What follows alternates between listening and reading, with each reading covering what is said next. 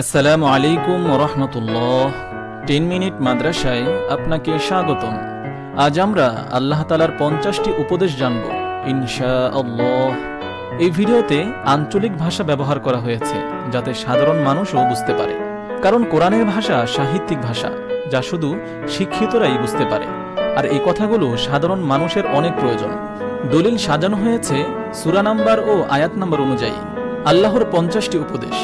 নম্বর 1, যারা আল্লাহর বাণীকে গুরুত্ব দেয় না, তা নিয়ে অবহেলা করে, হাসি ঠাট্টা করে, তাদের কাছ থেকে সরে যাবে। নম্বর 2, পরিষ্কার পরিচ্ছন্ন থাকবে। নম্বর 3, ঘুষ খাবে না এবং ঘুষ দিবে না। নম্বর 4, অন্যের টাকা পয়সা সম্পত্তি জেনে শুনে অন্যায়ভাবে দখল করবে না। নম্বর 5, অন্ন বস্ত্র বাসস্থান সংস্থানের জন্য যাদের আনুগত্য করছো, তাদের কোনো ক্ষমতাই নেই তোমাকে কিছু দেবার, শুধুমাত্র আল্লাহর কাছে চাও। নম্বর 6, খাবারের দাওয়াত পেলে যখন যেতে বলেছে তখনই যাবে, বেশি আগে যাবে না। খাওয়া হয়ে গেলে দেরি না করে চলে আসবে, যাতে তাদের অসুবিধা না হয়।